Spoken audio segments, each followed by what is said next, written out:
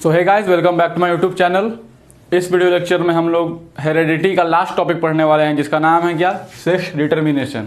ठीक है, इसमें बेसिकली हम लोग पढ़ेंगे क्या। सबसे पहले तो समझते हैं कि सेक्स डिटर्मिनेशन मतलब होता क्या है। तो सेक्स डिटर्मिनेशन कहने का मतलब कि जो न्यू बॉर्न इंडिविजुअल है, न्यूली फॉर्म्ड न्यूली बॉर्न जो इंडिविजुअल है, उसका हम लोग सेक्स डिटरमाइन करेंगे कि या तो वो मेल होगा नहीं तो फीमेल होगा। कहने का मतलब हम लोग उसके सेक्स को डिटरमाइन करेंगे कि जो न्यू बॉर्न इंडिविजुअल है वो मेल है या फीमेल है। तो ये बहुत छोटा टॉपिक दिया हुआ है आपके बुक में एनसीईआरटी में। आइए हम लोग इसको डिस्कस करते हैं। तो सबसे पहले तो हम लोग कुछ जैसे कि एग्जांपल्स दिए हुए हैं उसमें कि कुछ ऑर्गेनिजम्स ऐसे होते हैं जिनमें जो सेक्स होगा वो इन्वायरमेंटली डिसाइड होगा, इन्वायरमेंटल कंडीशन के बीच में। कुछ होगा हार्मोनल डिटरमाइन होगा कि इस हार्मोन के प्रेजेंस में अगर होगा तो ये जो इंडिविजुअल है वो मेल होगा, नहीं तो ये अगर हार्मोन एब्सेंट होगा तो फीमेल होगा। तो आइए हम लोग उसको स्टडी करते हैं। तो सबसे पहले तो मैंने बताया कि सेक्स डिटर्मिनेशन आखिर होगा क्या, कि जो न्यू बॉर्न या न्यूली जो कोई इंडिविजुअल है उसका हम लोग सेक्स डिटरमाइन करेंगे। तो ये हम लोग दो तरीके से डिटरमाइन कर सकते हैं। पहला तरीका क्या है, हम लोग डिटरमाइन नहीं कर सकते हैं, वो खुद ब खुद डिटरमाइन होगा। ठीक है, मतलब कि जो नया इंडिविजुअल है उसका सेक्स क्या होगा, वो मेल होगा या फीमेल होगा, ये कैसे डिसाइड होगा। ठीक है, तो ये डिसाइड करने के लिए कुछ कंडीशंस है। हम लोग कर सकते हैं कि या तो जेनेटिकली डिसाइड होगा, जीन्स के थ्रू डिसाइड होगा, क्रोमोसोम के थ्रू डिसाइड होगा, या कुछ ऐसे फैक्टर्स होंगे जिनके हेल्प से डिटरमाइन होगा। तो आइए हम लोग कुछ उसी फैक्टर्स के बारे में पढ़ते हैं कि डिटरमाइन होगा कैसे। तो कुछ जो स्पीसीज होते हैं या कुछ जो ऑर्गेनिजम्स होते हैं उनमें इन्वायरमेंटल फैक्टर होता है। ठीक है, इन्वायरमेंटल फैक्टर्स, कुछ इन्वायरमेंट में फैक्टर्स होते हैं या इन्वायरमेंटल फैक्टर्स के थ्रू उनमें सेक्स डिटरमाइन होता है।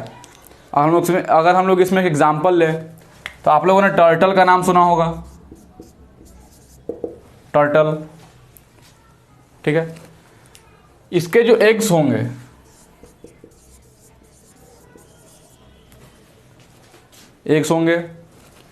तो अगर इन एग्स को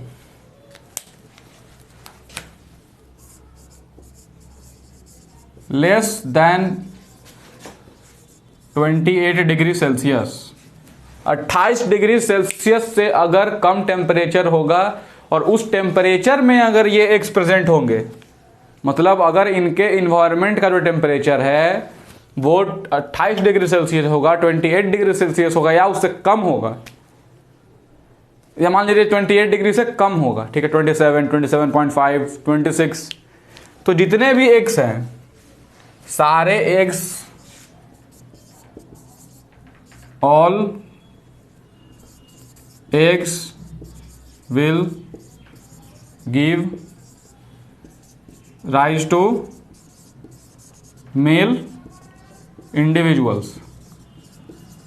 ठीक है, जितने भी एग्स हैं अगर उन सारे एग्स को वैसा इन्वायरमेंट मिला जिस इन्वायरमेंट में टेम्परेचर क्या है 28 डिग्री सेल्सियस से कम है, तो सारे एग्स जो होंगे वो मेल इंडिविजुअल में कन्वर्ट हो जाएंगे। मतलब अगर एग जो फूटेंगे, हैच होंगे, तो उनसे कैसे टर्टल निकलेंगे, मेल टर्टल निकलेंगे। हम दूसरे कंडीशन की बात करें, अगर इन एग्स को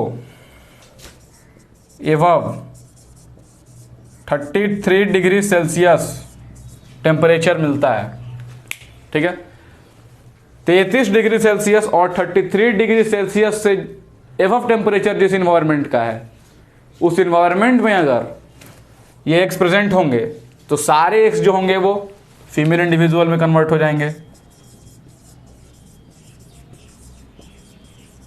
all eggs will give rise to female individuals.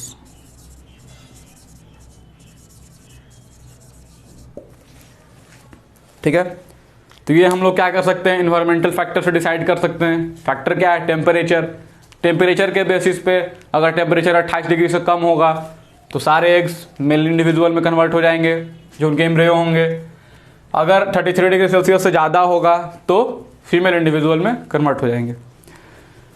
और अगर हम लोग देखें तो आपके बुक में जो एग्जाम्पल दिया हुआ है स्नेल, एक स्नेल का एग्जाम्पल दिया हुआ है, ठीक है। स्नेल में क्या बताया है कि स्नेल में जेनेटिकली डिसाइड नहीं होता है कि वो जो इंडिविजुअल है वो मेल है या फीमेल है, वो ऑटोमेटिक डिसाइड होता है, वो मेल से फीमेल में भी कन्वर्ट हो सकता है, ठीक है।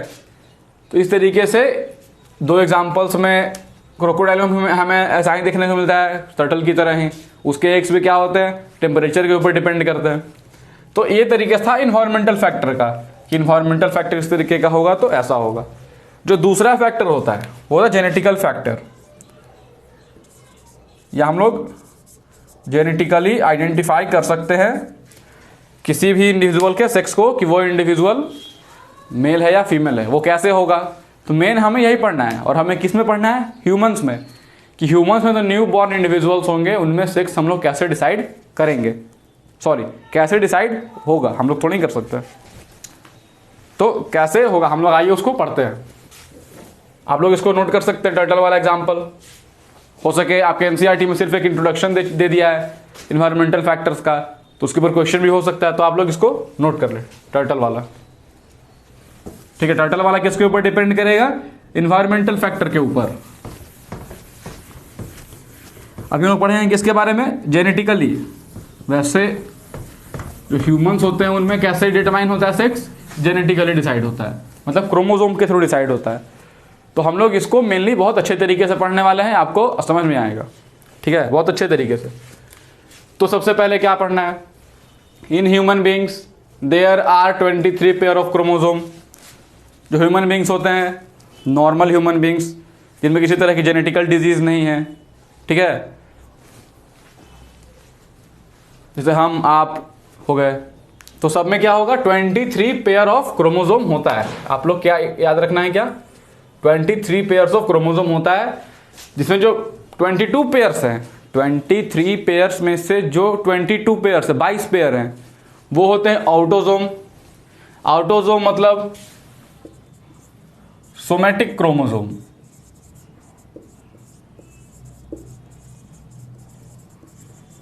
सोमैटिक क्रोमोसोम मतलब ये बॉडी या सोमैटिक फंक्शंस को हैंडल करेंगे, ठीक है। ऑटोसोम्स या सोमैटिक क्रोमोसोम या बॉडी क्रोमोसोम होते हैं, वो 22 पेयर होते हैं। इनका काम क्या होता है, बॉडी या सोमैटिक फंक्शन को कंट्रोल करना, ठीक है। जितने भी डाइजेशन, ये सारे जो फंक्शंस हो रहे हैं हमारे बॉडी में, हमारा ग्रोथ, डेवलपमेंट, ये सभी चीज़ें कौन करेगा हैंडल, सोमैटिक क्रोमोसोम या ऑटोसोम, ठीक है। और जो 1 पेयर होता है, ठीक है, जो एक पेयर होता है वो होता है सेक्स क्रोमोसोम। सेक्स क्रोमोसोम जैसा कि नाम से ही पता चल रहा है, सेक्स क्रोमोसोम का काम क्या होगा, ये जो क्रोमोसोम्स होंगे वो किसी भी ऑर्गेनिज्म में, ह्यूमंस में, उनका सेक्स डिटरमाइन करने में हेल्प करेंगे, डिसाइड करने में। तो एलोसोम होगा, ये क्या होगा, हेल्प्स इन सेक्स डिटर्मिनेशन, ठीक है, ये सेक्स डिटर्मिनेशन में हेल्प करेंगे। तो आप लोग को इतनी बातें समझ में आ गई होंगी कि हमारे टोटल ह्यूमंस में कितना पेयर होता है, 23 पेयर्स, जिसमें जो 22 पेयर होंगे वो ऑटोसोम होंगे। काम क्या होगा, बॉडी या सोमैटिक फंक्शन को हैंडल करना, कंट्रोल करना। जो एक पेयर बचा हुआ होगा वो क्या होगा, सेक्स क्रोमोसोम होगा, ये क्या करेगा, सेक्स डिटर्मिनेशन में हेल्प करेगा। अगर हम लोग इसको रिप्रेजेंट करना चाहें, कैसे लिख सकते हैं हम लोग इसको, ठीक है, तो लिखने का तरीका क्या होगा, सबसे पहले हम लोग इस थोड़ा सा सेक्स क्रोमोसोम के बारे में पढ़ लेते हैं। सेक्स क्रोमोसोम 2 तरीके के होते हैं, एक X और दूसरा Y, ठीक है। जितने भी क्रोमोसोम्स होते हैं, ठीक है, 22 पेयर्स वाले, वो एग्जैक्ट कॉपी होते हैं एक दूसरे के।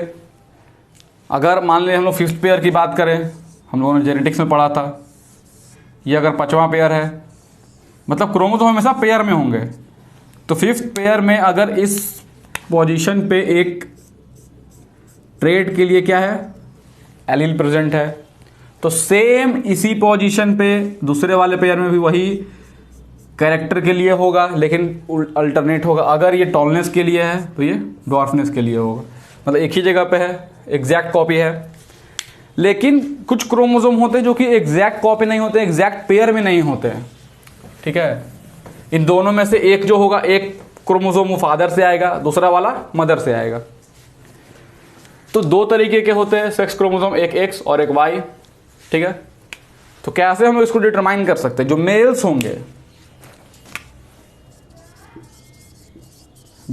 होंगे और फीमेल्स होंगे, ठीक है, मेल और फीमेल, क्योंकि हम लोग सेक्स की बात कर रहे हैं। तो मेल और फीमेल, वो जो 22 पेयर है वो मेल में भी सेम होगा और फीमेल में भी सेम होगा, मतलब फंक्शन तो वही होगा नॉर्मल इंडिविजुअल में। तो 22 पेयर इसमें भी होंगे। तो 22 पेयर हैं तो नंबर कितना होगा? 44 chromosome. In human beings there are 23 pair. 23 pair मतलब 46 नंबर। तो ह्यूमन बींग में तो मेल भी आता है और फीमेल भी, तो दोनों में क्या क्या होगा? मेल में भी 46 क्रोमोसोम होगा और फीमेल में भी 46 क्रोमोसोम होगा। तो 44 तो हम दोनों में लिख लेते हैं, क्योंकि 22 पेयर चलिए सोमैटिक का हो गया। जो मेल्स होंगे उनमें जो एलोसोम है, सेक्स क्रोमोसोम है, वो एक्स और वाई दो तरीके के होते हैं। 44 प्लस एक्स वाई होगा, मतलब एक एक्स वाला क्रोमोसोम भी होगा और एक वाई वाला क्रोमोसोम भी होगा, ठीक है। लेकिन इसके जस्ट अपोजिट फीमेल में क्या होगा? 44 तो होना ही होना है। दोनों जो होंगे वो एक्स क्रोमोसोम होंगे। सेक्स क्रोमोसोम क्या होगा? दोनों होंगे वो एक्स होंगे। मेल में क्या होगा? एक एक्स होगा और दूसरा वाई होगा। जो एक्स वाला होता है वो थोड़ा बड़ा होता है और जो वाई वाला होता है इसके कंपैरिजन में थोड़ा छोटा होता है, ठीक है। ये एक्स वाला है, ये वाला, और ये क्या है? वाई वाला है, एक्स और वाई। और फीमेल में क्या होगा? दोनों तो एक्स एक्स इस तरीके का ही होगा। तो ये होता है, इसको लोग बोलते हैं कैरियोटाइप, ठीक है। अगर इस तरीके का होगा रिप्रेजेंटेशन तो ये किसका होगा? मेल्स का होगा। अगर इस तरीके का होगा तो ये किसका होगा? फीमेल का। मतलब अगर इस तरीके का कंपोजिशन है क्रोमोसोम का 44 प्लस एक्स वाई, तो वो जो इंडिविजुअल होगा वो क्या होगा? मेल होगा। और अगर इस तरीके का है 44 प्लस एक्स एक्स, तो इंडिविजुअल क्या होगी? फीमेल होगी। आइए हम लोग इसको अच्छे तरीके से पढ़ते हैं, कैसे डिटरमाइन होगा। आपको ये याद हो जाना चाहिए कि मेल में 44 प्लस एक्स वाई होता है, फीमेल में 44 प्लस एक्स एक्स होता है, ठीक है। अब ये आगे क्या होगा? जैसा कि हम लोगों ने पढ़ा कि सेक्सुअल रिप्रोडक्शन में गैमीट्स, मेल और फीमेल दोनों से गैमीट्स आते हैं और फ्यूज होते हैं। गैमीट्स बनते कैसे हैं? मियोसिस से। तो सारे सेल का कंपोजिशन कैसा होगा? 44 प्लस एक्स वाई मेल में और 44 प्लस एक्स एक्स फीमेल्स में। सारे सेल्स में ऐसा ही होंगे। सारे सेल्स में कितना है? 23 पेयर क्रोमोसोम है। हर एक सेल में 23 पेयर ऑफ क्रोमोसोम होता है, ठीक है। पूरे बॉडी में 23 पेयर ऑफ क्रोमोसोम नहीं होता है। सारे सेल्स में कितने पेयर होंगे? 23 पेयर्स होंगे। ऐसा मैं आपको नहीं समझ में आ जाना चाहिए कि पूरे बॉडी में जितने भी क्रोमोसोम होंगे सबका अगर हम लोग मिलाएंगे तो 23 पेयर्स ऑफ क्रोमोसोम होगा। नहीं, हर एक सेल में 23 पेयर ऑफ क्रोमोसोम होते हैं। तो अगर गैमीट्स बनेगा तो नॉर्मल सेल में क्या होगा? मियोसिस। मियोसिस में क्या होता है? Half set of chromosome. अगर एक सेल डिवाइड करता है मियोसिस से, 2 बनेगा, हाफ सेट दोनों में आ जाएगा। फिर वो फर्दर डिवाइड करके, मतलब मियोसिस होता है तो 4 सेल बनता है। लेकिन आपको याद क्या रखना है? गैमीट्स बनेगा तो मियोसिस होगा, और मियोसिस होगा तो हाफ सेट क्रोमोसोम एक वाले में जाएंगे, एक गैमीट में, और हाफ वाला दूसरे गैमीट में। हम लोगों ने पहले भी dihybrid cross, monohybrid cross में ये पढ़ चुका है। तो आइए हम लोग इसमें देखते हैं। अगर इसमें गैमीट बनाएंगे, गैमीट बनाइए 44 प्लस एक्स वाई, इसका हाफ क्या होगा 22 प्लस एक्स, एक साथ आ गया 22 प्लस वाई, ये आ गया एक साथ, मतलब 22 प्लस एक्स अलग, 22 प्लस वाई अलग, एक्स अलग जाएगा और वाई अलग गैमिट में जाएगा। ये दो गैमिट हमारे पास बन गए, मेल गैमिट जो कि स्पर्म है। तो कंडीशन क्या हो रहा है, स्पर्म में या तो 22 प्लस एक्स क्रोमोसोम होगा, मतलब या तो स्पर्म में एक्स क्रोमोसोम होगा, नहीं तो वाई क्रोमोसोम होगा। फीमेल की बात करूं तो फीमेल तो हमारी क्या है, होमोगैमेटिक है। होमोगैमेटिक मतलब गैमिट एक ही बनेगा, क्या बनेगा वो, हालांकि दोनों लोग बना के भी देख सकते हैं 22 प्लस एक्स, और इधर भी क्या होगा 22 प्लस एक्स, होमोगैमेटिक है। हम लोग यहाँ मान लीजिए एक ही बनाते हैं 22 प्लस एक्स जो होगा। तो फीमेल में जितने भी गैमीट्स बनेंगे या बनेंगे, मतलब जितने भी एग्स होंगे, ओवा होंगे, उन सारे में कौन सा क्रोमोसोम होगा, एक्स क्रोमोसोम होगा, क्योंकि फीमेल में सिर्फ और सिर्फ कौन सा सेक्स क्रोमोसोम पाया जाता है, एक्स पाया जाता है, ठीक है। लेकिन मेल्स में क्या होंगे, स्पर्म में मान लीजिए 50% स्पर्म ऐसे होंगे जिनमें एक्स क्रोमोसोम होंगे, और 50% ऐसा स्पर्म होगा जिसमें वाई क्रोमोसोम होगा, ठीक है। तो हम लोग इसको फीमेल गैमिट की तरह ट्रीट करते हैं। हम लोग मेल क्या होता है, हेटेरोगैमेटिक होता है, दो तरीके के गैमिट्स बन रहे हैं 22 प्लस एक्स और 22 प्लस वाई, तो हेटेरोगैमेटिक। फीमेल क्या होती है, होमोगैमेटिक, एक ही तरह का गैमिट बनेगा 22 प्लस एक्स, क्योंकि सिर्फ इसमें कैसा क्रोमोसोम है, एक्स क्रोमोसोम है। अब अगर ये वाला गैमिट जो स्पर्म ओवा से फ्यूज कर रहा है, फर्टिलाइजेशन तो ये ना होता है, एक स्पर्म होता है वो ओवा से जाकर फ्यूज करता है, तो अगर वो स्पर्म ये वाला है, मतलब उसके पास कौन सा है 22 प्लस एक्स है, अगर ये स्पर्म इस वाले ओवा के साथ क्रॉस करेगा 22 44 और एक्स 44 प्लस एक्स, ये कंडीशन बनेगा। जो जाइगोट बनेगा उसका क्या होगा कंपोजिशन, जेनेटिक कंपोजिशन ये होगा 44 प्लस एक्स, ठीक है।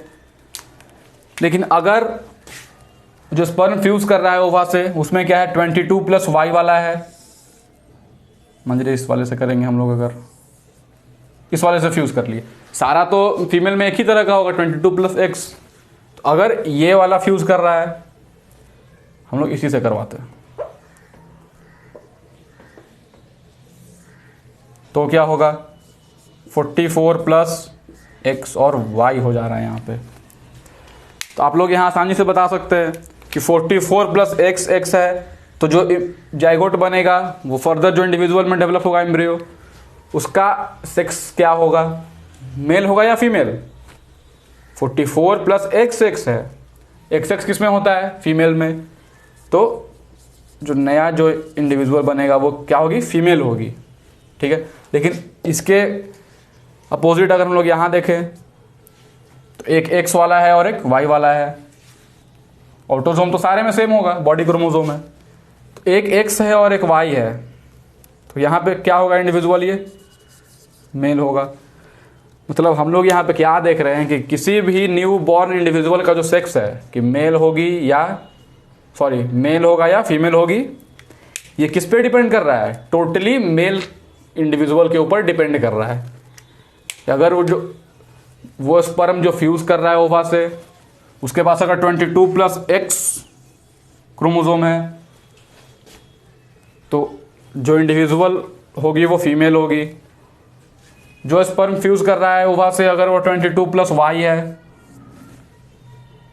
तो जो उसका कैरियोटाइप क्या होगा 44 प्लस एक्स वाई, और वो जो इंडिविजुअल होगा वो क्या होगा, मेल होगा।